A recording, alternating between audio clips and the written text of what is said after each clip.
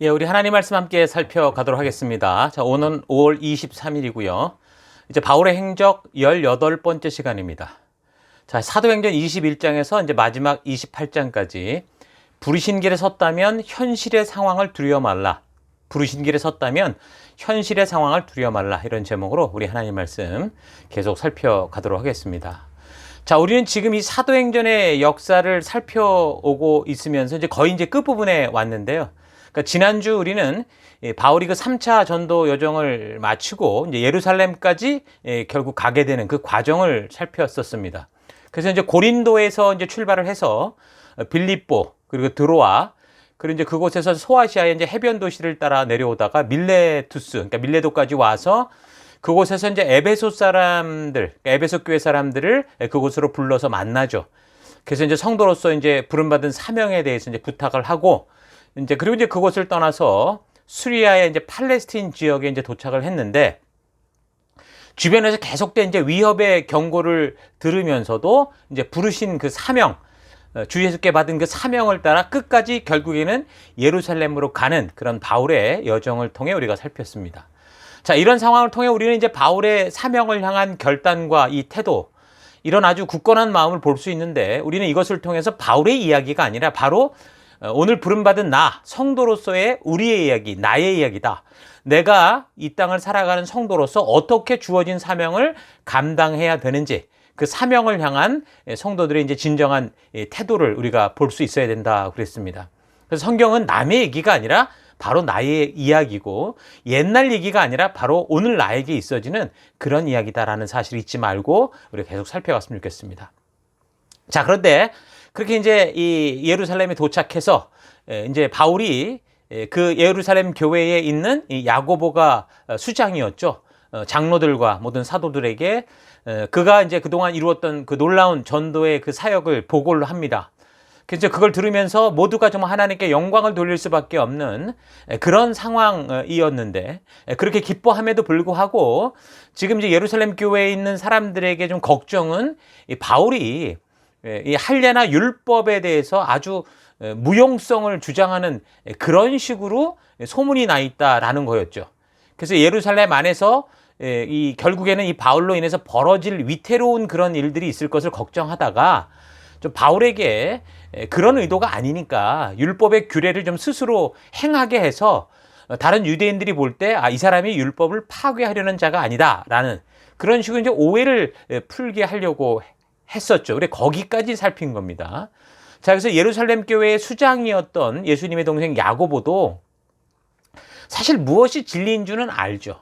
그 진리를 따라 살아가야 하는 것을 분명히 아는데, 근데 저들이 처해 있는 그 이 삶의 현장, 그 현장 속에서는 그런 그 이 사도 바울과 같이 확실하게 어떤 그 삶을 뒤바꿀 수 있는 그런 결정을 내리는 것은 참 쉽지 않은 일이었습니다. 뭐 심하면은 뭐 민족 분쟁이 생길 수도 있는 것이고 수많은 순교자가 나올 수도 있는 그런 상황이었기 때문에 쉬운 결단은 절대 아니었겠죠.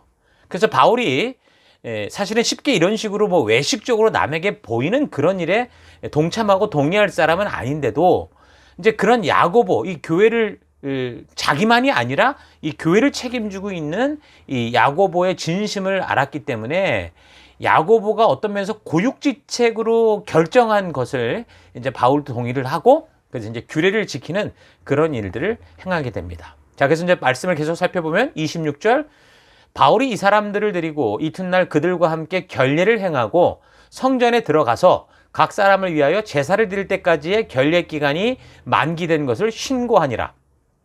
그 이래가 거의 참에 아시아로부터 온 유대인들이 성전에서 바울을 보고, 그러니까 아시아로부터 왔다는 것은 지금 바울이 전도하며 돌아다녔던 그 지역을 말하는 거죠.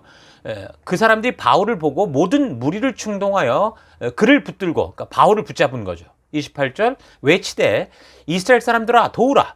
이 사람은 각처에서 우리 백성과 율법과 이곳을 비방하여 모든 사람을 가르치는 그 자인데 또 헬라인들을 데리고 성전에 들어가서 이 거룩한 곳을 더럽혔다 하니 29절 이는 그들이 전에 에베소 사람 드로비모가 바울과 함께 시내에 있음을 보고 바울이 그를 성전으로 데리고 들어간 줄로 생각함이러라.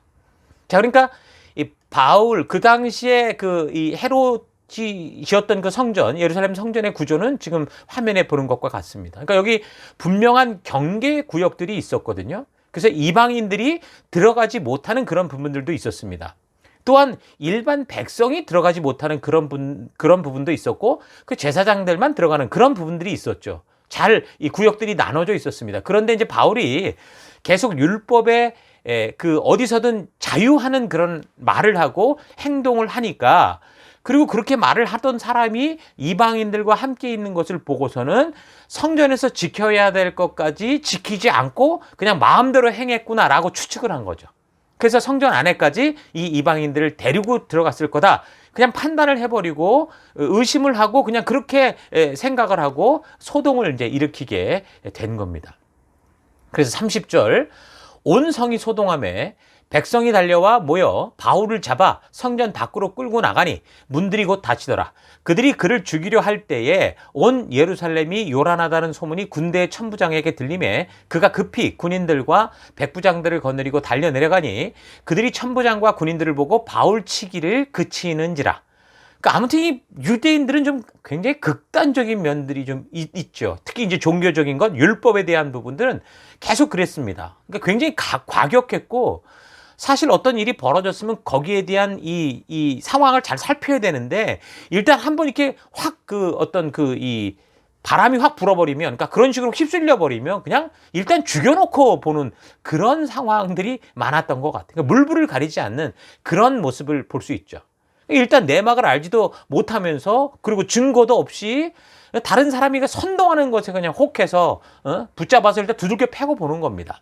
에베소에서도 왜 그런 일들 때문에 사람이 끌려가서 매 맞고 하는데도 뭐 이 상황이 어쩐지도 모르고 뭐 크다 아데미아 하면서 쫓아갔던 그런 모습이 어디 다른 곳에 있겠습니까? 똑같이 여기서도 그렇게 벌어지는 거죠. 그래서 이제 이 예루살렘 지역에 주둔해서 치안을 담당하던 로마의 이제 천부장, 군대들이 이제 동원이 될 정도로 아주 큰 소동이 벌어진 거죠. 자, 그래서 33절, 이에 천부장이 가까이 가서 바울을 잡아 두 쇠사슬로 결박하라 명하고 그가 누구이며 그가 무슨 일을 하였느냐 물으니 무리 가운데서 어떤 이는 이런 말로 어떤 이는 저런 말로 소리치거늘 천부장이 소동으로 말미암아 진상을 알 수 없어 그를 영내로 데려가라 명하니라.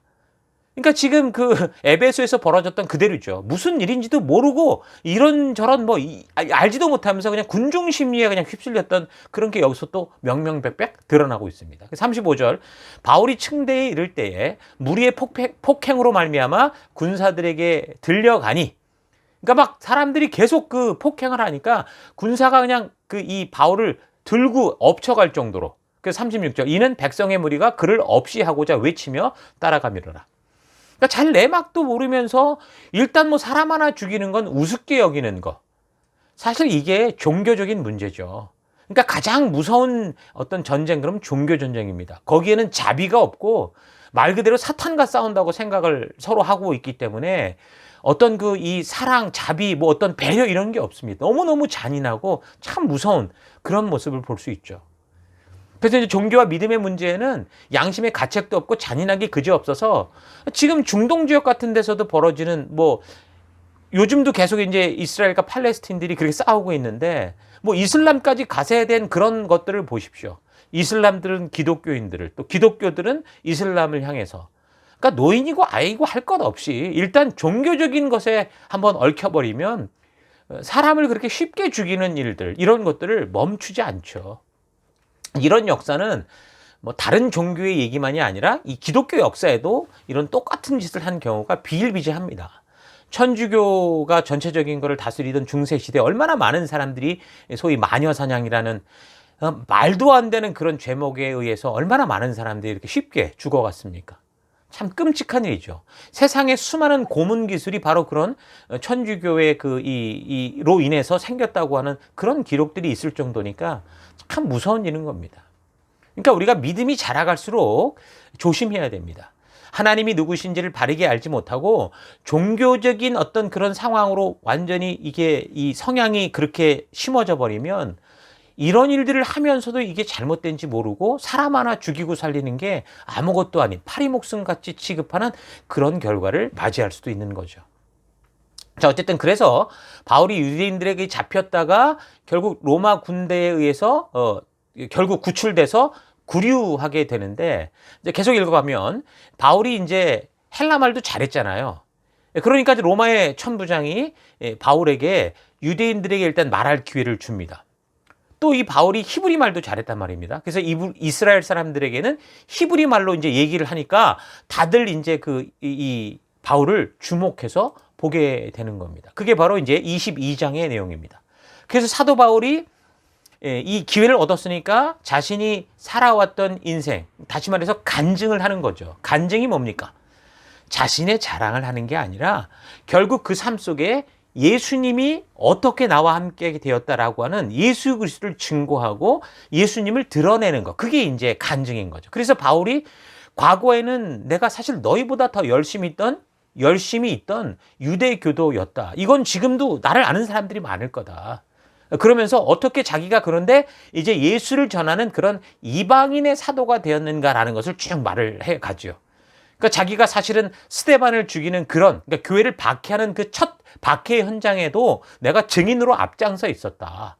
그리고 내가 이 열심히 다른 어떤 연장자들보다 더 열심히였기 때문에 심지어 이런 다른 도시까지 쫓아가서 믿는 자들을 잡아다 가두기도 하고 죽이기도 했다. 그래서 그가 이제 다메섹으로 가는 그 길에서 예수님을 그래서 만나게 됐고, 그래서 어떻게 이방인에게 이런 사실을 전하는 사람이 되었는가, 그런 얘기를 쭉 간증으로 해온 겁니다. 그래서 그런 얘기를 할 때 유대인들이 더 이상 듣지를 못하는 거죠.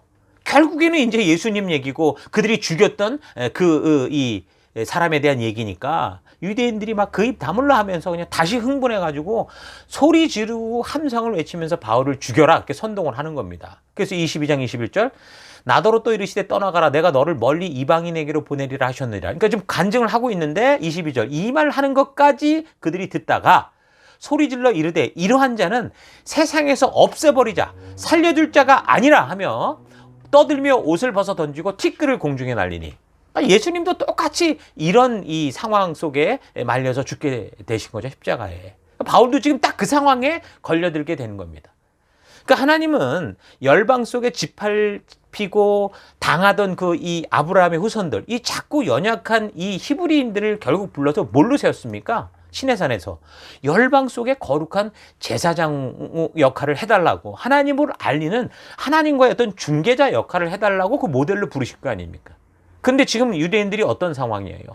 그 창조주 하나님을 자신들만의 하나님으로 만들어버리고 지금 자기들은 하나님의 뭐 택한 백성이고 나머지는 무슨 지옥의 땔감인 것처럼 아주 그러면서도 사실 이 로마라는 거대한 나라에 그냥 짓밟혀 살면서도 그런 생각 속에서 그들이 살아왔다 그 말이죠.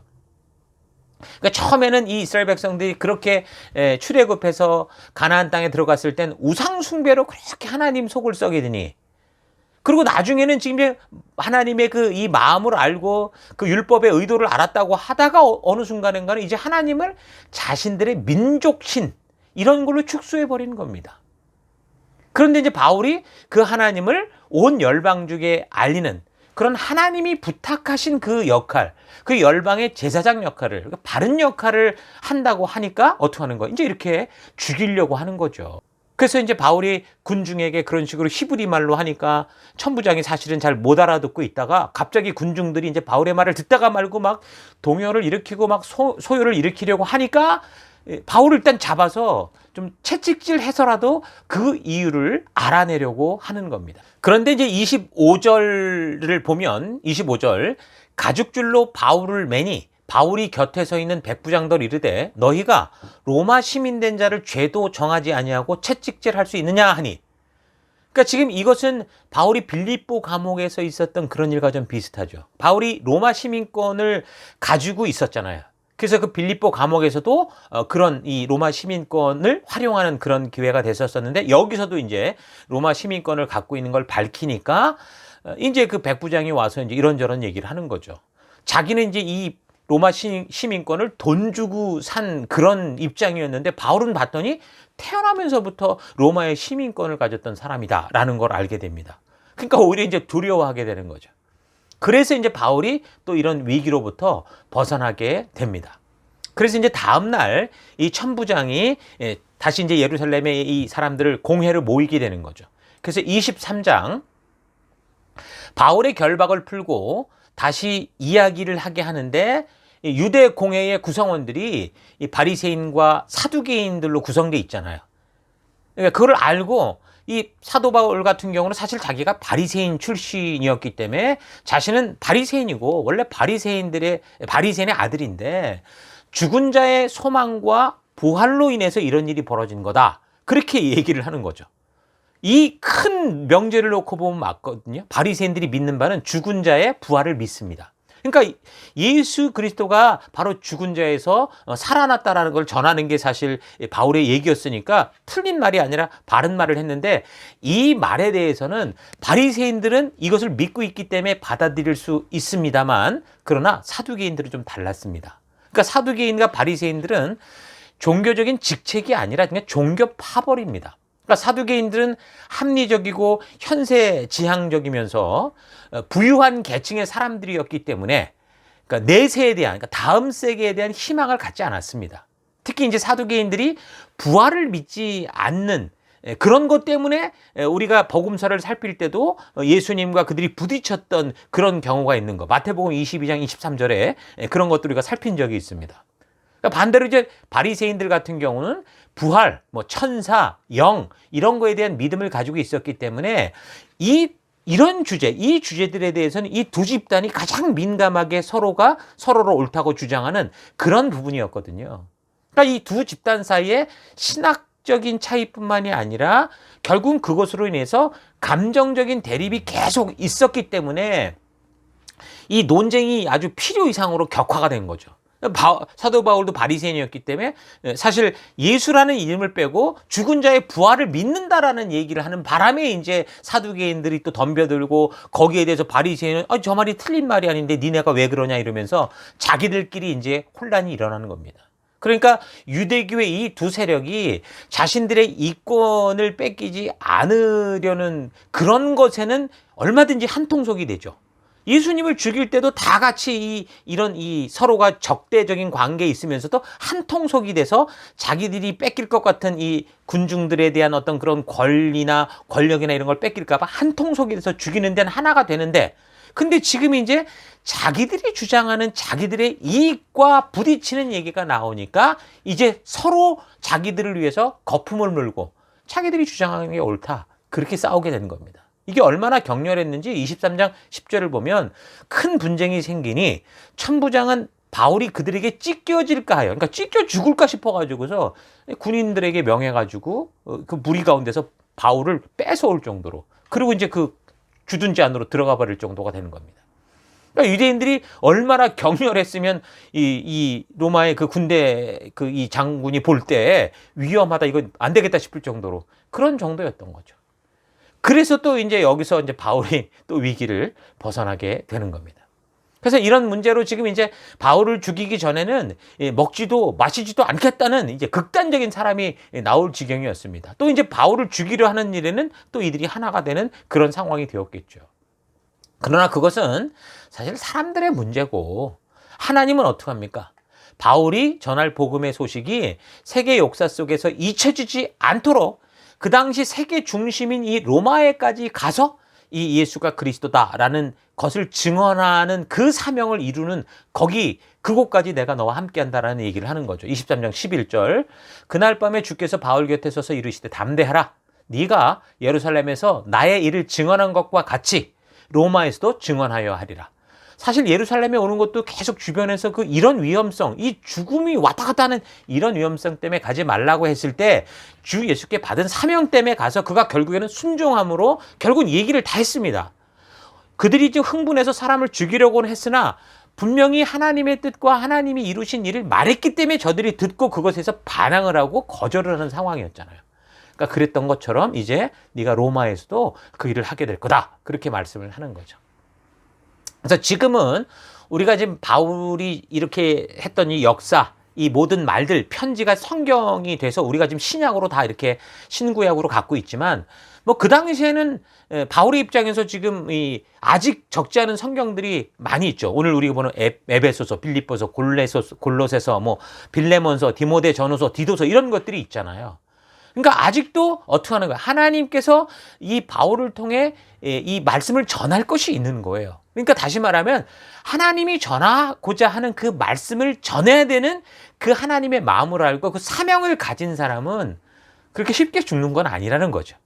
그러니까 이런 걸 보면 우리의 생명은 뭐 우리의 건강이나 뭐 주변의 어떤 환경 조건보다 사실은 지금 이 상황을 볼 때 우리가 정말 주 예수께 받은 이 사명을 분명히 가지고 있느냐. 하나님이 우리 가슴 가운데 주신 이 전할 말을 우리가 가지고 있느냐. 그래서 이것을 전할 것이냐. 이게 더 중요하다라는 거죠. 그래서 그 분명한 이 사명을, 전하는 사명을 이룰 때까지 결국 어떻다라는 거예요. 하나님이 지키신다. 죽지 않는다. 그 말을 하는 거죠. 그러니까 바울을 보면 이 사실을 분명하게 알 수 있습니다. 그러니까 바울을 죽일 때까지 아무것도 먹지 않겠다고 바울을 죽이겠다고 결심한 사람이 이 유대교 열성파, 이 암살자들이 40명이 넘었다고 그랬거든요. 40명이 눈이 시뻘게 가지고 막 먹지도 자지도 않고 죽이겠다고 달려들면 얼마나 참 끔찍한 그 두려움이 있겠습니까? 그러니까 하나님이 이 바울을 어떻게 보호하느냐? 바울은 지금 아무런 협력자도 없어요. 홀몸으로 지금 거기서 싸우고 있는 거죠.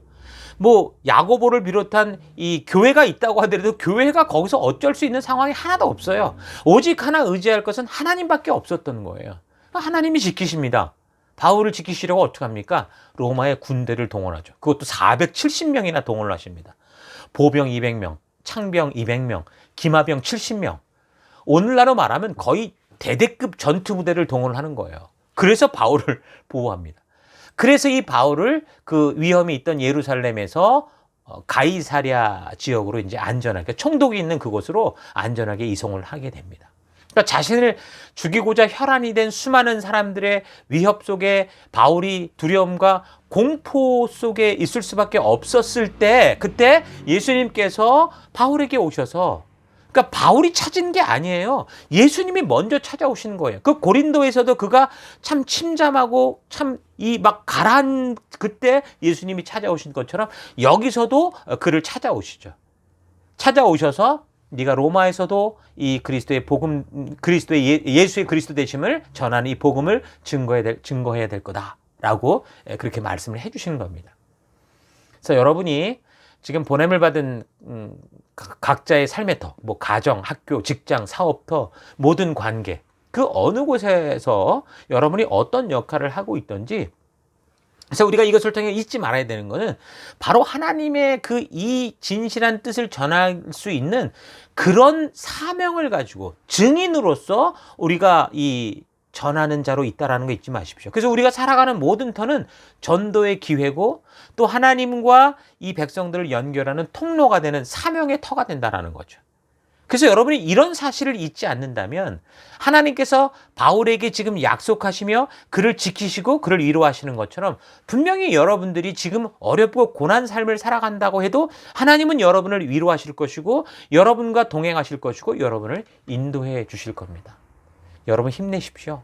여러분은 그런 존재입니다. 하나님이 붙든 존재, 하나님의 사명을 가지고 살아가는 그런 존재로 하나님이 세우셔서 그 하나님의 우리를 지켜주시는 그런 존재라는 거, 여러분 너무 귀한 존재인 거 잊지 말고 우리 사명에 더해서 정말 진정한 증인된 삶을 살아가는 우리가 될 수 있기를 바랍니다. 자, 그래서 이제 이렇게 사건이 벌어지고 있는데 우리가 좀 더 본문을 보면서 더 생각할 건 뭐냐? 지금 분명히 이 위협 속에 예수님께서 나타나셔서 로마에서도 복음을 전해야 된다, 이런 말씀을 전했는데 그 로마에서 이런 말씀을 하고 난 다음에 언제 전할 수 있는 기회가 오냐? 거의 2년 이상의 시간이 걸리더라는 거죠. 그러니까 하나님은 우리에게 사명을 주시고 그 길로 인도하실 때 한번 말했으니까 막 그 즉각적으로 막 요술을 부리고 마술을 부려서 막 시간을 바꾸고 환경을 바꾸고 상황을 바꿔서 그렇게 하는 분이 아니라는 거예요. 하나님은요, 일하실 때 당신이 창조한 그 시간 속에서, 그리고 지금 모든 자유의지를 가진 사람들이 만들어내는 그 상황 속에서, 또한 그 하나님의 뜻을 알고 순종하고자 하는 사람들을 통해 일하시는 겁니다. 그러니까 고린도 전도를 할 때도 거의 1년 반의 시간을 그렇게 투자했었던 거고, 에베소 지역 같은 경우 거의 3년의 시간이 흘렀잖아요. 그리고도 그 후에 계속 이 교회들 속에 문제가 생겼고, 그래서 그 문제들을 해결해가는 시간들이 계속 있었죠.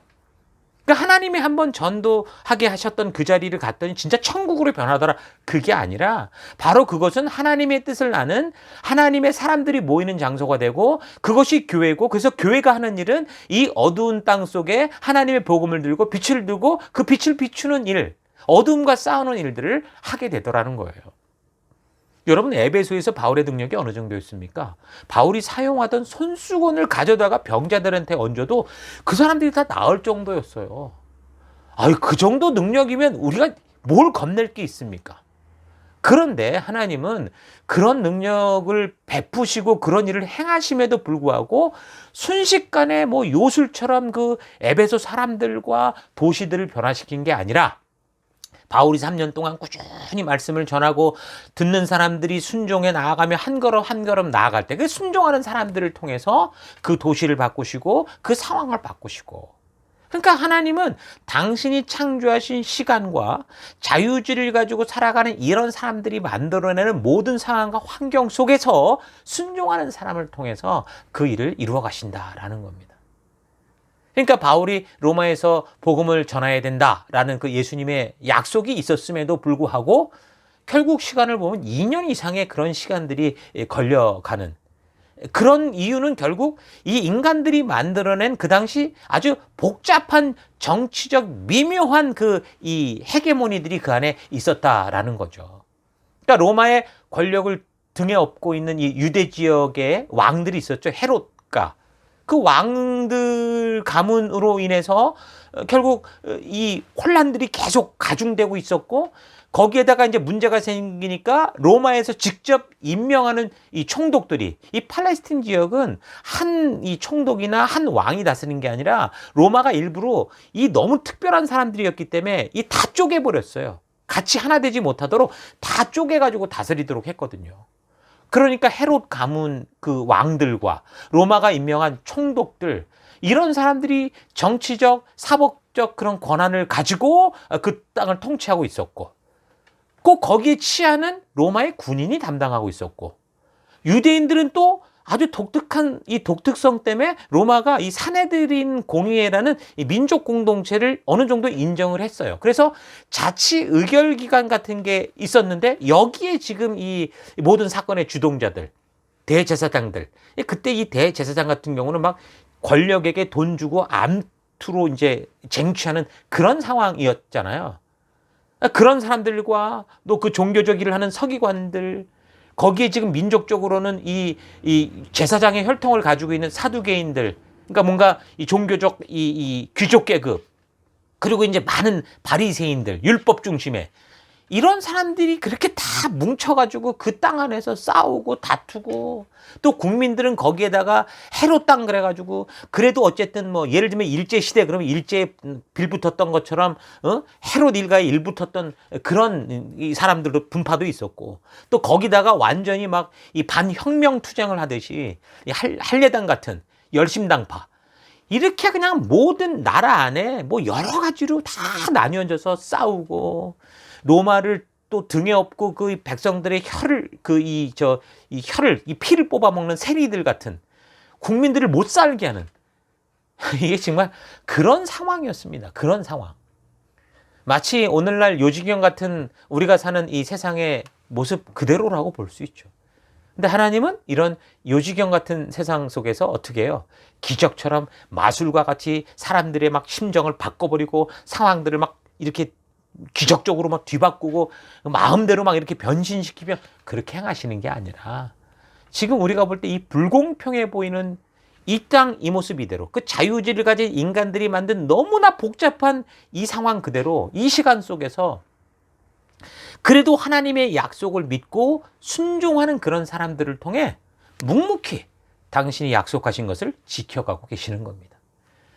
억울한 죽음과 불공평해 보이는 일들이 우리 눈에 많으면 너무 많이 보이고 참 안타깝지만, 하나님도 이 사실을 알고 계세요.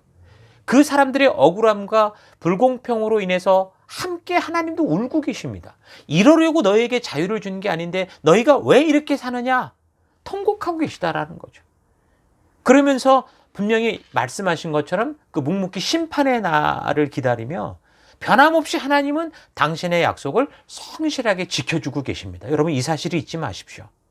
여러분들이 어떤 이유로든 이런 걸 인식을 하든 못하든 분명한 건 하나님은 이 약속을 지켜가고 계시다는 거고, 이 하나님이 지켜가시는 약속을 우리에게 말씀해 주고 있고 여러분과 제가 그것을 듣고 있다는 겁니다. 그래서 우리는 하나님이 우리에게 주신 이 자유의지를 가지고 우리 스스로 순종의 자리로 나아가는 그런 백성들이 돼야 되는 거예요. 우리를 보십시오. 이런 세상을 조금이라도 변화시킬 수 있습니까? 없어요. 세상을 눈꼽만치도 변화시킬 수 없는 우리의 이 너무 연약한 모습을 우리가 보면서, 여러분, 이 세상은 고사하고 나의 가정, 내 자녀, 내 연약한 부모, 가까운 친구들조차 변화시킬 수 없는 그런 우리의 이 무능함, 이 한계를 우리가 철저히 느껴야 돼요. 이걸 인정해야 돼요. 그래야 우리가 어떻게 하는 거예요? 겸손할 수 있잖아요. 그래서 우리는 겸손해야 되고, 그래서 우리는 기도를 해야 되는 거예요. 간절히 하나님의 도우심을 구해야 되는 거고, 하나님의 그 신실한 약속을 믿고 하나님 세상이 어떻게 반응하든 하나님 나는 말씀의 길을 따라 하나님이 성실하게 지켜가듯 나도 그 길을 걷기 원합니다. 그렇게 하면서 어떻게 하라고요? 순종의 삶을 살아가야 되는 겁니다. 그래서 우리가 볼 것은 이 세상에 보여지는 이 현상들이 아니라 뭘 봐야 되는 거예요. 고린도후서 4장 18절, 우리가 주목해야 되는 것은 보이는 게 아니요 보이지 않는 것이니 보이는 것은 잠깐이요 보이지 않는 것은 영원하심이라. 그러니까 하나님의 약속은 영원히 변치 않는 이것을 붙들고 나가야 된다라는 거죠. 하나님은 우리에게 영생을 약속하셨습니다. 그래서 우리는 이 잠깐 살고 없어질 이 세상에서 조금 불편하게 살아가고 억울하게 살아가고 불공평해 보인다고 해도 영원한 세상을 약속하시고 지금 그곳으로 성실하게 인도하고 계신 하나님을 믿고 그 하나님과 동행하는 신실한 순종의 삶을 살아가야 되는 거죠. 이게 오늘 우리가 살아갈 삶의 모습입니다. 어쨌든 그 당시 공식적인 통치권은 로마 또는 헤롯 왕에게 있었지만, 헤롯 일가에게 있었지만, 로마는 이 사내들인 공의회에서 유대인 나름대로 사법, 입법, 행정적 기능을 가지고 어느 정도 자치적으로 정치할 수 있도록 그런 어떤 약간의 자유를 주었습니다. 그러니까 여기에 예수를 믿는 그리스도교는 들어갈 공간이 없었어요. 야고보를 비롯해서 정말 하나님이 세우신 교회라고 할 수 있는데 이 교회가 세상의 그런 욕심 속으로 들어갈 수가 없었다고요. 이 정치 권력, 종교 권력을 가진 사람들이 그래서 볼 때 예수를 믿는 그리스도교들은 죽여야 된다.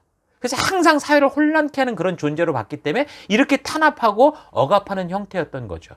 만약에 이 유대인들에게 이 사람을 죽이는 권한까지 줬으면 이 교회는 완전히 핍박당해서 죽었을 가능성이 있습니다. 근데 이 로마가 종교적 권한은 줬어도 그런 사람을 죽이고 살리고 하는 권한을 주지 않았기 때문에 이들이 예수님을 죽일 때도 로마의 허락을 받고 하기 위해서 본디오 빌라도를 총독을 끌어들이는 그런 짓들을 한 거고, 어딜 가든 간에 이런 식으로 공권력을 사용해서 사람을 죽이려고 하는 그런 지능적인 죄악들을 범했다는 거죠. 그래서 바울이 지금 이런 정치 구조를 너무 잘 알고 있잖아요. 그래서 이제 바리새인들과 사두개인들의 이 분열을 통해 그들이 주장하고 그들이 믿는 바를 자극시켜서 위기를 그래서 극복한 겁니다. 그래서 이제 천부장이 유대 자치기구, 그러니까 사내들인의 힘으로는 이게 해결되지 않을 것 같으니까 어떻게 하냐면 이제 실질적인 통치권을 갖고 있는 그 지역에 가이사랴에 있는 로마의 총독에게 이 바울을 보내려고 한 거죠. 그렇지 않아도 만약에 점령지에서 벌어지는 반란, 아까처럼 막 그런 큰 밀란 같은 게 일어나는 상황이 되면 굉장히 민감하거든요. 자칫하면 정치가들의 목숨이 왔다 갔다 하고 군 책임자의 이 목숨이 왔다 갔다 할 정도였으니까 이런 약점을 빌미로 해서 지금 이 유대인들이 군중의 힘, 이 군중의 힘을 가지고 덤벼들잖아요.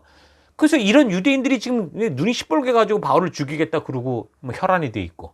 근데 지금 바울은 봤더니 하나 죽이면 끝나겠지 싶었는데 그게 아니라 이 사람은 로마 시민권을 갖고 있잖아요. 그러니까 이게 바울의 문제, 이 사건을 해결하는 게 너무 쉽지 않았던 겁니다. 그래서 그 당시 유대 관할 이 총독이었던 이 벨릭스에게 이제 이 바울을 보내게 되는 거죠. 근데 그런 과정에서 바울을 죽이기 전에는 아까 밥도 먹지 않겠다고 했던 유대인들이 있었다고 그랬죠. 40명 이상. 그래서 이 바울을 거기로 호송하겠다고 했으니까 호송하는 도중에 이렇게 작전을 짜서 우리가 죽입시다 이렇게 모의를 했거든요. 근데 그 정보가 셉니다. 그래서 이 천부장이 그 비밀을 듣죠. 그래서 이제 아무도 생각하지 못하는 바로 그 저녁에, 늦은 저녁에 아까 말한 뭐 보병에 뭐 기마병에 많은 사람, 창병에 이렇게 모아가지고서 470명이나 되는 군인을 호송으로 붙여가지고서 바울을 가이사랴로 안전하게 보내게 되죠. 근데 뭐 이 당시 총독들, 뭐 정치를 빌미로 먹고 사는 이 사람들은 완전히 여우들이죠. 능구렁이들이었습니다. 그 권력을 이용해서 충분히 뇌물을 받고 충분히 자기의 재산을 만들어야 되는 게 그 시대의 그냥 풍토였습니다. 위로는 로마의 권력 앞에 밑보이지 말아야 되고 아래에서는 백성들이 아우성을 치니까 그 중간에서 머리를 잘 굴려야 살 수 있는 그런 상황이었습니다. 백성들이 아우성을 쳐도 또 그들에게 뺏을 건 다 뺏어야 되거든요. 왜냐하면 많은 걸 가져야 또 위로 갔다가 뇌물을 바치고 자기가 안전할 수 있기 때문에 계속 그런 삶이었습니다. 그래서 지금 여기 이 총독으로 있던 벨릭스 같은 경우도 이런 재판을 느닷없이 맡게 되면서 유대인들의 환심도 사고, 그래서 이제 뭔가 또 이제 대가를 좀 바라고, 또 바울은 바울대로 따로 상대하면서 또 바울에게도 돈을 뜯어낼까 싶어가지고서 2년 동안이나 그래서 바울을 구류를 해놓은 겁니다. 참 대단한 거죠. 근데 결국 이제 2년 뒤에 이 벨릭스가 이제 총독에서 물러나게 되고 그 후에 이제 베스도라는 사람이 총독의 자리를 이어받게 됩니다. 그때 이제 이 유대인들은 항상 그렇잖아요. 어떤 총독이 딱 재임하는 임기 초기에 어떻게 합니까? 그러니까 정세 파악을 잘 하지 못하고 많은 사람들과 좋은 관계를 맺을 수밖에 없는 그런 시기를 악용해서 대부분 막 자기들이 죽이고 싶은 사람들을 정치적인 이 힘으로 또 어떤 이 뇌물로 해서 죽였잖아요. 그래서 요번에도 그런 식으로 바울을 죽이려고 합니다. 그게 이제 25장의 얘기예요. 그러니까 무려 2년이라는 시간이 흘렀지만 어떻다라는 거예요. 시간이 2년이 흘렀으면 사실 아무리 어쩌고 저쩌고 해도 웬만하면 잊어먹기 마련인데 그러니까 감옥에 갇혀 있었던 바울 같은 경우는 뭔지 모르지만 계속적인 영향력이 있었던 것 같아요. 그러니까 이제 결국 이런 시기를 통해서 바울을 죽이려고 한 거죠. 그러니까 바울이 분명히 감옥에 갇혔지만 그 영향력들은 계속 있었던 것. 우리 좀 이건 잘 생각해 볼 필요가 있습니다. 그러니까 상황과 환경과 우리가 핍박받는 것과 우리가 그리스도인으로서 영향력을 미치는 것과는 사실 좀 다르다고 볼 수 있죠. 그래서 우리가 세상 속에서도 하나님의 백성답게 말씀의 가치를 따라 살아갈 때 세상이 우리를 함부로 하지 못하고 세상이 우리를 존경할 수밖에 없는, 우리가 사실 아무것도 아닌 것 같으나 무시할 수 없고 외면할 수 없고 그런 삶을 살아갈 수 있는 게 바로 여러분과 저라고 생각을 합니다. 그래서 저는 여러분들이 처한 여러분의 삶의 현장에서 그런 영향력을 그렇게 행사할 수 있는, 그렇게 영향력을 미칠 수 있는 그런 인생을 살아가기를 축원합니다. 자, 우리가 그 자리에 있으나 없으나 영향력을 미칠 수 있는 그런 바울 같은 그런 사람. 우리는 갇혔어도 그러나 우리의 영향력이 온 이 세상 속에 또 그릇되고 잘못된 이들에게 계속 어떤 영향력을 줄 수 있는 그런 삶을 살아가는 우리가 되기를 바랍니다. 자, 어찌됐든 유대인들이 그렇게 바울을 고발했는데 증거가 이제 확실한 제목이 하나도 없어요. 베스도에게 다시 이제 이 바울의 사건을 걸어가지고서 이 재판을 걸어가지고 뭐 얘기하러 나왔는데 제목이 하나도 없는 거예요. 어떤 확실한 죄가 하나도 없어요. 근데도 또 이 베스도 총독이 정치적인 이유를 가지고 결국은 뭐예요? 유대인들이 또 환심을 사야 되고 거기에다 이제 바울 같은 경우는 어떻게 해서든 처리를 하면 되겠는데 일단 유대인들의 어떤 그런 좀 환심을 사려고 또 바울에게 은근히 너 예루살렘에 가서 좀 재판을 받을래? 이런 식으로 하는 거죠. 근데 바울이 바보입니까? 가면 어떻게든지 뻔히 아는데 재판이 아니라 결국은 이유 없이 죽어야 되는 그런 상황인데. 그래서 이제 바울은 이제 로마 시민권을 가지고 있었기 때문에 황제에게 내가 재판을 받겠다. 그래서 황제 재판 때 앞으로 가겠다. 그래 가지고서 이제 결국에는 바울이 이때 이제 로마로 가게 되는 그런 상황이 되는 거죠. 그래서 그때 로마의 새로운 총독으로 이 베스토가 부임하게 됐을 때 또 어떤 일이 있었냐면 그 지역에 이제 헤롯 가문의 왕 중에 하나가 이제 아그리빠라는 왕이 이제 있었는데 그게 문안하러 옵니다. 베스토를 만나러 오는 거죠. 그래서 며칠 이제 이 베스토와 함께 머물게 됐는데 이 베스토 총독이 이 아그리빠 왕에게 이 바울의 얘기를 한 거예요. 그래서 이제 아그리빠 왕이 이 바울에게 그 내용을 좀 직접 듣고 싶다 그래서 이제 법정을 또 만들게 되는 거죠. 그게 이제 25장 후반부와 26장의 이야기입니다. 그러니까 바울은 또 이제 벨릭스 총독에게 처음에 얘기를 있는 상황에서 그런 자기 변증을 했었고, 그리고 베스토에게서도 그런 얘기를 했고, 이번에 이제 헤롯 아그리빠 왕의 재판 때까지 쓰게 된 거죠. 근데 이 총독들 어떻게 보면 뭐 이 재판의 어떤 가장 핵심적인 사람들인데도 바울의 얘기를 들을 때 이걸 사용시켜야 될 그 죄목을 발견하지 못하는 거예요. 이건 말도 안 되는 얘기인 거예요. 그래서 바울이 가이사에게 항소하지 않았다면, 황제에게 항소하지 않았다면 사실 이 사람 풀려나도 될 정도다. 그렇게 말할 정도. 그러니까 완전히 이거는 유대 민족들의 율법에 얽힌 완전히 이 자기들끼리 어떤 그런 이런 일이었다라는 걸 알 수 있는 거죠. 자, 그래서 이제 27장은 이제 바울이 드디어 로마로 가는 그 여정이 시작이 됩니다. 그래서 27장 1절, 우리가 배를 타고 이탈리아로 가기로 작정되매 바울과 다른 죄수 몇 사람을 아구스도대의 백부장 율리오란 사람에게 맡기니 아시아 해변 각처로 가려 하는 아드라무테노 배에 우리가 올라 항해할새 마게도냐의 데살로니가 사람 아리스다고도 함께 하니라. 그러니까 로마로 이게 직접 가는 배가 없었기 때문에, 그러니까 드로아 근처에 그 아드라무테노라는 데가 바로 드로아 아시죠? 어딘지 그 드로아 있는데 거긴데 글리 가는 배를 먼저 탑니다. 그래서 그가 이제 시돈에서 그렇게 배를 타고 그 다음에 무라로 먼저 가게 되는 거죠. 그러니까 이제 지역을 거쳐가면서 로마로 이제 갈 수 있는 배들을 계속 갈아타게 됩니다. 근데 이제 여기서부터 여러 가지 이유로 여행이 순탄치 않습니다. 무라에서 출항을 했는데 이 심한 이 바람 때문에 더 진행을 하지 못할 상황이 된 거예요. 그래서 크레테 섬에 있는 살모네라는 그곳으로 이제 겨우 도착을 했다가 거기서 이제 조금 더 나아가서 그 크레타 섬의 미항으로 이제 가게 됐거든요. 근데 계속 날씨 상황이 좋지 않아서 바울이 이제 어려움이 생기고 파손하고 다치고 죽는 사람이 생길지도 모른다고 이제 충고를 합니다. 근데 이제 호송을 맡았더니 백부장은 뭐 바울의 말을 듣겠습니까? 오히려 선장의 말을 듣겠죠. 그래서 선장과 선주의 말을 듣고 일단 여기는 좋지 않으니까 좀 우리가 좀 지내기 좋은 그곳으로 갑시다. 그래서 이제 크레타섬 서쪽에 베닉스라는 것을 향해서 항해를 했는데 이게 아주 무리한 항해였죠. 근데 마침 딱 시작할 때는 마치 항해할 때다라는 거를 보여주는 것처럼 그 항해하는 쪽으로 남풍이 싹 불어오니까 이제 그것 봐라. 이거 항해 아주 잘했다. 그렇게 시작을 했는데 근데 얼마 지나지 않아서 지중해에 불어오는 이제 유라굴로라는 그 아주 광풍을 만나게 됩니다. 그래서 배가 이 육지를 따라 육지 곁으로 가야 되는데 육지로 가는 게 아니라 이제 바다 쪽으로 계속 이 지중해 중간 쪽으로 밀려나게 된 거죠. 그래서 선원들이 이제 배를 해안 쪽으로 돌리려고 그렇게 노력을 했는데도 이게 역부족인 거예요. 그 결국엔 완전히 포기한 채 할 수 없이 풍랑이 막 부는 대로 막 표류하게 된 거죠. 근데 이게 지금 최악으로 흘러가게 되니까 이제 뭐 각자 자기들 믿는 신들을 다 부르고 뭐 도와달라 그러는데 이 광풍은 여전했습니다. 그렇게 하기를 지금 성경을 보면 14일간 동안 2주간 막 햇빛도 별빛도 달빛도 못 본 채 그 14일 동안 광풍에 밀려다녔으니 사람들이 거의 뭐 죽을 지경이 된 거죠. 근데 바울도 아마 그런 그 광풍 속에서 아 이게 로마로 가지 못하고 죽을 수도 있구나 그런 생각을 했던 것 같아요. 근데 그때 하나님께서 또 바울에게 나타나십니다.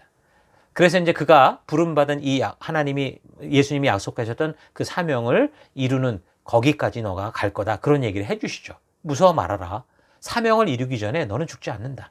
너뿐 아니라 너로 인해서 너와 함께하는 이들의 모든 생명을 하나님께서 구해 주실 거다.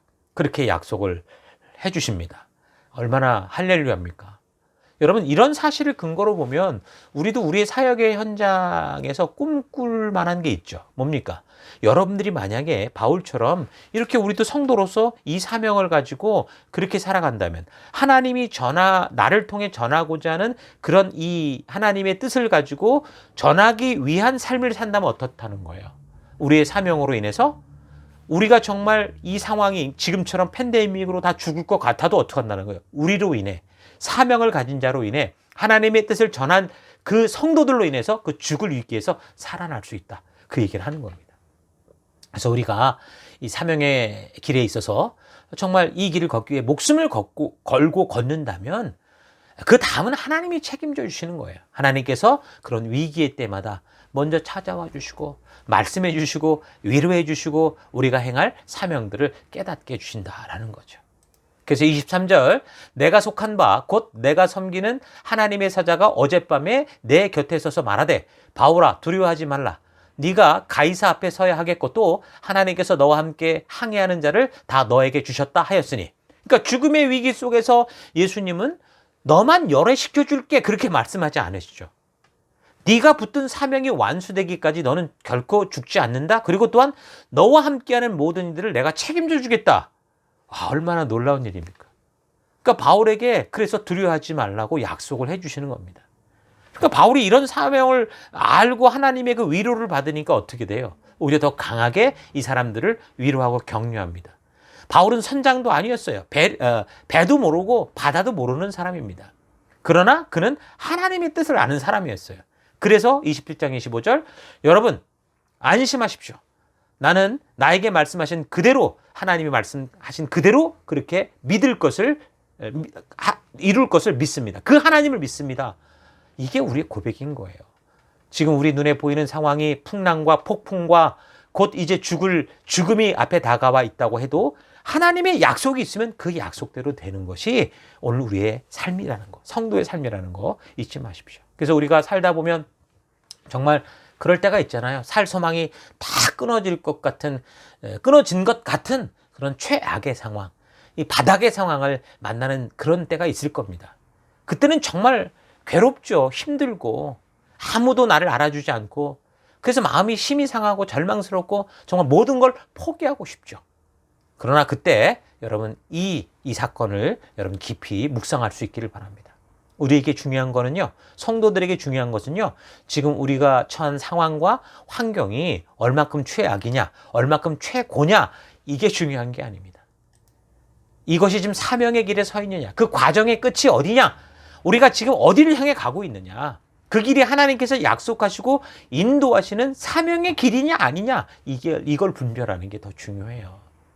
그 다윗 같은 경우도 내가 사망의 음침한 골짜기를 다닐지라도 주의 지팡이와 막대기가 나를 안위하신다고 하는 그 고백. 그러니까 내가 아무데나 가도 하나님 날 다 책임져 주셔. 그런 얘기가 아니라 주님이 주신 이 믿음의 삶을 살아갈 때 하나님의 약속이 나와 함께 한다라는 그 이야기를 하는 거죠. 그래서 하나님이 주신 목적지를 향해 가는 길, 하나님이 오라 하신 길을 향해 가는 길이라면 비록 그 과정이 지금처럼 태풍에 거의 죽을 것 같은 최악의 연석이라고 해도 성도들에게는 소망이 있습니다. 그 길이 바로 생명의 길인 거예요. 그래서 넓은 대로 안전한 길이 안전한 게 아니라 하나님이 이끄시는 폭풍 속의 작은 길이라도 그 길이 생명의 길이다. 그래서 우리는 그 믿음을 갖고 웃을 수 있고 그래서 그 고통 속에서 우리는 더 사람들을 격려하고 힘을 줄 수 있는 그런 존재. 그게 바로 성도요. 바로 여러분과 저라는 사실. 우리 잊지 마십시다. 자, 그래서 27장 33절. 날이 새어가며 바울이 여러 사람에게 음식 먹기를 권하여 이르되 너희가 기다리며 먹지 못하고 줄인 지가 오늘까지 열 나흘인즉 14일인즉 음식 먹기를 권하노니 이것이 너희의 구원을 위하는 것이요 너희 중 머리카락 하나도 잃을 자가 없으리라. 얼마나 담대합니까? 왜 담대할 수 있습니까? 하나님의 약속을 믿으니까. 그러니까 여러분과 제가 담대할 수 있는가 바로 그런 거예요. 뻥이 아니라 하나님의 약속이라면 우리가 담대할 수 있는 거예요. 그래서 우리가 믿을 것은 상황과 환경이 어떻게 되느냐 그게 아니라 우리의 느낌이 아니라 하나님의 약속입니다. 그래서 하나님의 약속이 있는 이 말씀이 우리에게 너무 소중한 거예요.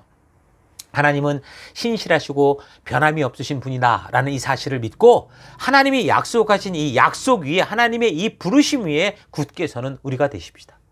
괜히 무슨 이런 음성 듣는다, 저런 음성 듣는다, 그러면서 괜히 여기저기 쫓아다니는 그런 인생이 아니라 오늘 이 강단을 통해 들려오고 우리가 성경을 통해 들려오는 이 말씀 붙들고 그 약속 위에 굳건히 서는 여러분 되시기를 축원합니다.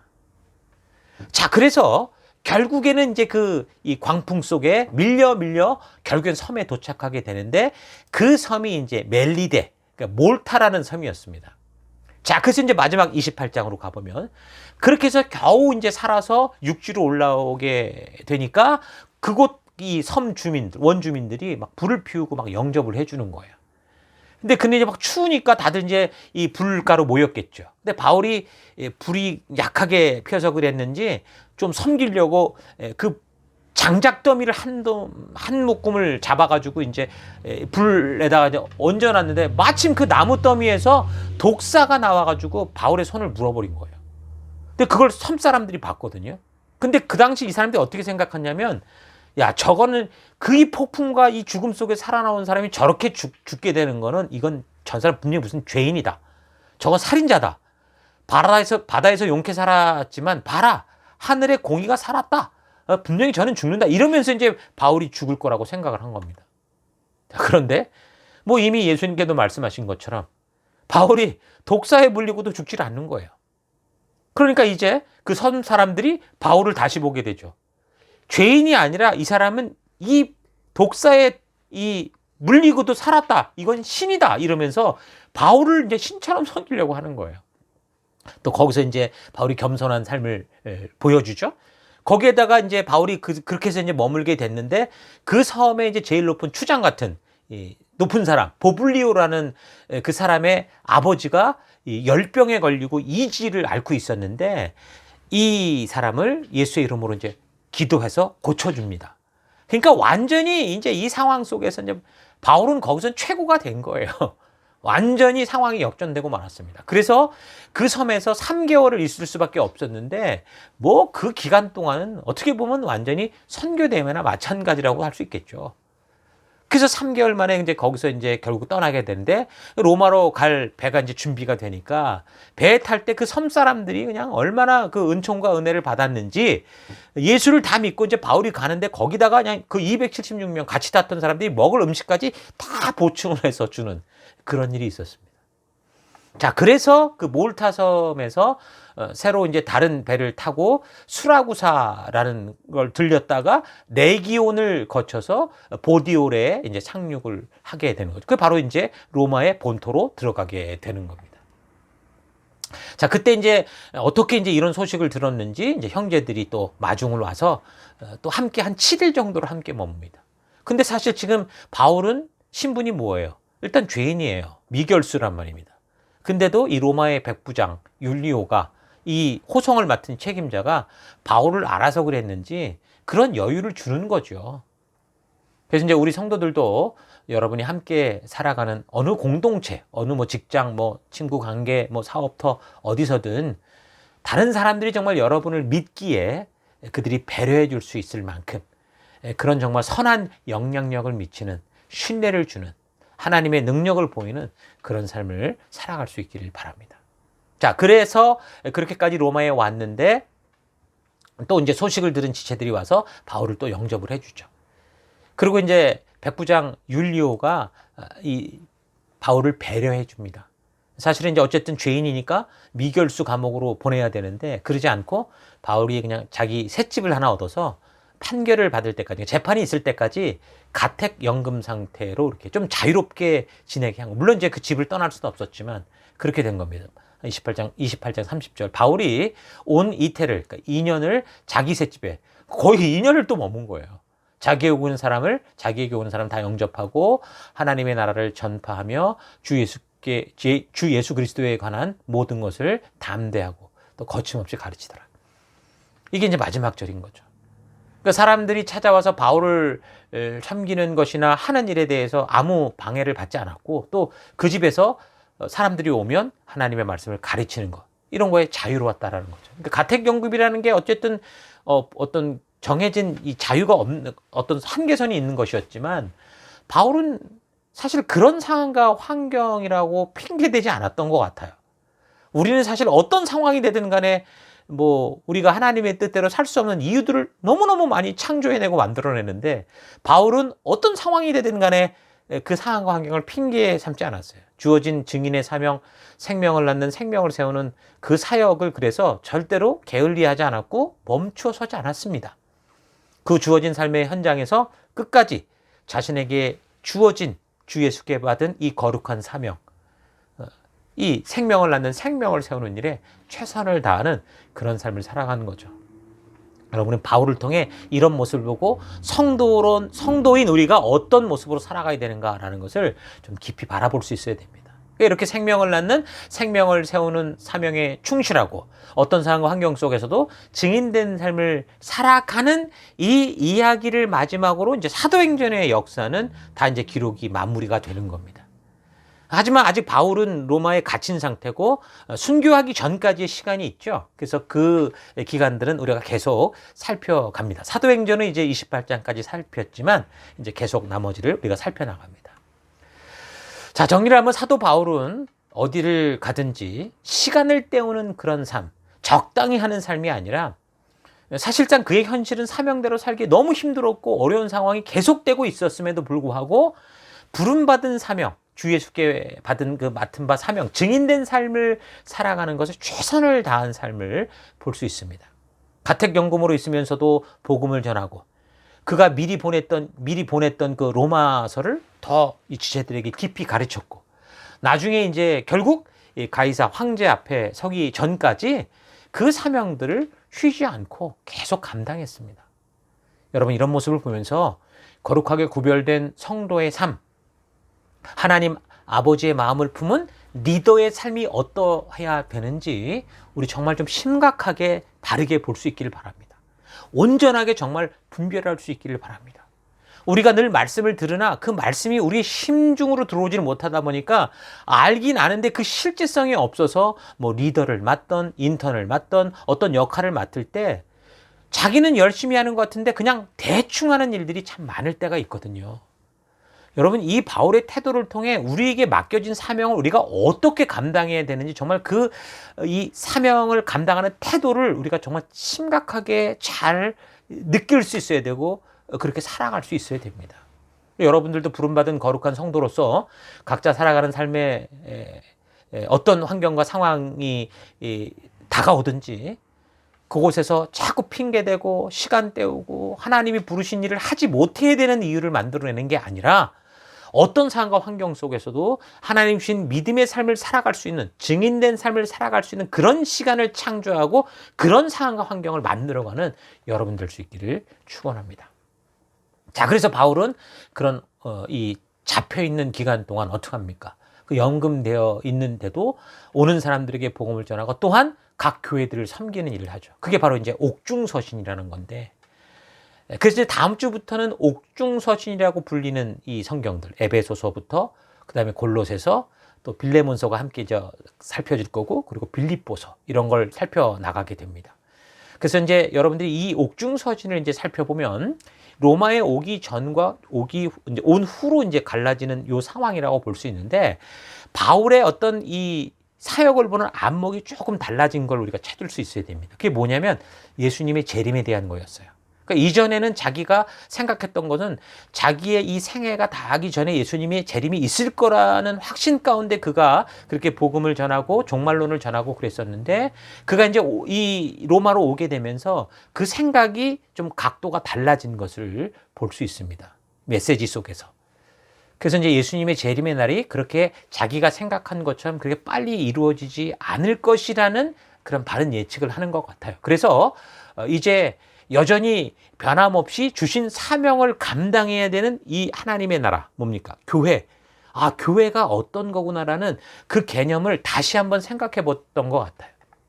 처음에는 어떤 교회에 대한 얘기 이런 얘기보다 문제를 풀어가고 주님 곧 오실 건데 왜 너네 이렇게 싸우냐 이런 식이었다면 이제 그 교회라는 이 하나님의 공동체 그리스도의 몸된 교회가 무엇을 해야 되는가? 하나님의 성도들이 함께 모여 사명을 따라 살아갈 이 공간에서 우리는 어떤 삶을 살아가야 되는가 이런 거를 재조명하게 되죠.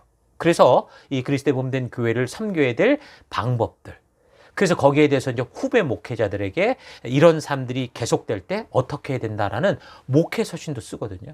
그게 이제 디모데 전서, 후서, 디도서 이런 내용입니다. 그래서 우리 이제 앞으로 이제 옥중 서신과 또 바울의 이제 마지막 이 목회 서신까지 우리가 살펴가고, 그리고 그 이후에 이제 일반 사도들이 적었던 일반 서신이라고 하는데 그거를 살피고, 그럼 바로 이제 계시록으로 넘어가는 이제 거의 끝에 왔습니다. 여러분 힘내십시오. 자, 이런 큰 우리 살펴갈 길들을 잊지 마시고 다음 주 계속해서 옥중 서신들과 목회 서신들을 우리 살펴나가도록 하겠습니다. 다음 주는 에베소서를 살피겠습니다. 자, 우리가 오늘 또 들은 말씀, 이 말씀을 가지고 잠시 묵상하며 기도하십시다. 잠시 묵상하겠습니다.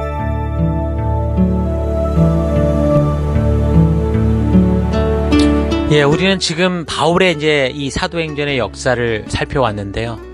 지금 죽음의 위협이 분명히 있었음에도 예루살렘 성도들을 위해서 그 위험 속으로 들어가는 이 바울을 통해서 우리는 지금 우리에게 기대하시는, 하나님이 성도에게 기대하시는 우리의 사명, 우리의 어떤 그 뜻을, 우리가 향해야 될 하나님의 뜻을 우리가 온전히 볼 수 있어야 됩니다. 하나님은 한 생명을 위해 당신의 목숨을 내어주는 것을 아까워하지 않는 분이시죠. 골고다에서 그 십자가를 지고 채찍에 맞으며 침뱉음을 당하고 뺨을 맞고 발길질을 당하더라도 이 한 생명을 위해서, 그 한 생명을 살리려고 십자가에 매달려 고통스럽게 죽기 위해서 손과 발에 못 박히시고 머리에 가시관 쓰시고 온 피를 다 흘리기까지 십자가에 머무시는 그 죽음을 향해 가는 하나님이셨습니다. 그의 능력은 죽음을 이기실 수 있지만, 그러나 한 영혼을 위해 그 한 사람을 위해 어떻게 하는 거예요? 그 능력을 포기하시고 죽음을 향해 가셨던 우리 하나님이십니다. 그 하나님이 우리를 사랑하는 거예요. 그 하나님이 바로 여러분을 사랑하는 겁니다. 여러분이 어떻게 손을 쓸 수 없고 돕고자 해도 함께 할 수 없어서 안타까워하는 그 현장에 여러분 혼자 있는 게 아니라 바로 이 하나님께서 나와 함께 안타까운 마음으로 함께 계시고, 함께 안타까워하시고 함께 눈물을 흘리시며 그 한 영혼을 위해서 포기하지 않는 그 리더들과 함께 그 일을, 그 생명을 책임져 주고 계십니다. 여러분, 이 사실을 잘 기억하십시오. 여러분의 셀 속에서 섬겨야 되는 사람들을 보는 그 눈이, 그 안타까움이 바로 하나님의 안타까움이고, 하나님이 여러분과 함께 하신다라는 거 잊지 마시고, 여러분 홀로 괴로워하는 게 아니라 하나님이 그 마음을 위로하고 함께 눈물 흘리신다라는 거 잊지 마시고 힘을 내시기 바랍니다. 그래서 우리도 바울과 같이 이 부르신 사명에 정말 우리의 모든 것을 헌신하고 나아갈 때 결국은 어떻게 되는 거예요? 하나님의 살아서 역사하시는 기적도 우리가 경험하게 될 수 있을 겁니다. 바울은 어떤 환경을 만나도 그가 처한 곳에서 했던 일이 뭡니까? 주 예수께 받은 사명대로 살았습니다. 뭐예요? 하나님의 진심을 전하고 외치는 그런 일들 뿐이었죠. 그런데 하나님은 바로 그런 그가 주어진 사명을 다하기까지 그를 통해 어떻게 하신 거예요? 하나님의 일을 이루셨어요. 이 신약의 성경을 완성하셨어요. 그를 통해 하나님의 진심을 다 말씀하시며 성도가 어떻게 살아가야 되는지를 다 알게 하시는 그 일을 하시는 겁니다. 오늘 우리가 사도행전 28장의 이야기들을 마쳤는데, 어쩌면 그 다음에 사도행전 28장으로 끝난 게 아니라 이 역사는 사도행전 29장, 30장, 31장 계속해서 오늘 우리에게까지 그 한 장 한 장이 우리로 말미암아 새롭게 기록되고 있을 거라는 겁니다. 그래서 이런 사실 잊지 마시고 우리가 이 사명을 향해 오늘 우리에게 부름받은, 우리를 부르신 그 하나님의 뜻, 바울이 우리에게 보여준 그 삶의 길을 정말 걸어갈 수 있는, 끝까지 내가 이 길을 걷겠습니다, 여러분 결단하고 기도하는 우리가 됐으면 좋겠습니다. 그래서 오늘 말씀을 생각하시며 함께 잠시 기도하기 원하는 것은, 하나님, 상황과 환경을 탓하는 인생이 아니라 어떤 상황과 환경이 다가와도 하나님의 진심을 전하는 그런 내가 되기 원합니다.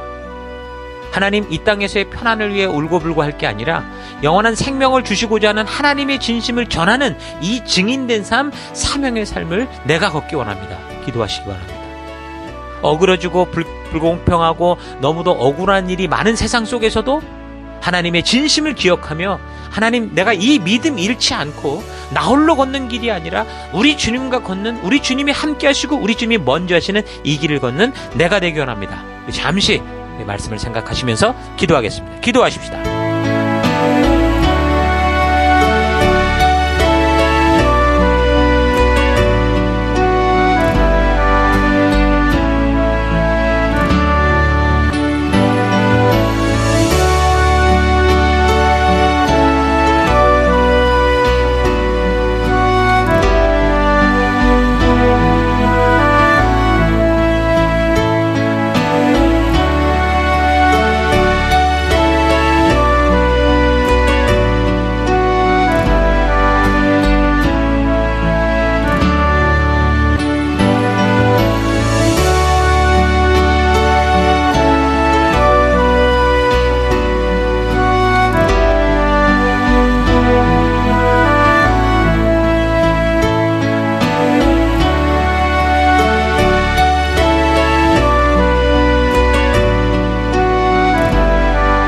사랑의 하나님, 오늘 우리에게 맡겨진 그 사명이 무엇인지, 성도의 삶이란 무엇인지 하나님 바울을 통해 우리가 깊이 되돌아봅니다. 이 성도의 삶의 모습을 볼 때 하나님, 내가 이 땅을 살아가며 오늘 이 시대 속의 증인으로 살아가며 하나님, 내게 다가오는 상황과 환경을 탓하는 인생이 아니라 나에게 어떤 상황과 환경이 다가온다고 해도 이 하나님의 진실한 뜻을 전하는, 성실히 전하는 내가 되기 원합니다. 그래서 이 땅에서 어떤 일이 벌어지든 우리가 좀 더 편안하기 위해서 울고불고하는 그런 인생이 아니라 영원한 생명을 주시고자 하는 하나님의 그 생명의 길, 오직 한 길을 전하는 그 사명의 삶 살아가는 내가 되기 원합니다. 어그러지고 불공평하고 너무도 억울한 일이 많은 이 세상 속에서도 하나님은 우리와 함께 해주시고, 하나님의 시간 속에서 하나님의 이 말씀을 따라 순종하는 자들과 함께 하신다라는 거 잊지 않고 하나님의 그 진심을 기억하고 성실하게 이 약속을 지켜주시는 이 하나님을 믿는 믿음 가운데 살아가는 내가 되기 원합니다. 주님, 우리는 조그만 문제도 스스로 감당할 수 없는 연약한 존재입니다. 주께서 나의 친구들을, 나의 가족들을, 나의 부모와 나의 자녀들을 책임져 주시고 하나님 인도하여 주옵소서. 내가 그 안에서 정말 그리스도의 편지로 살기 원합니다.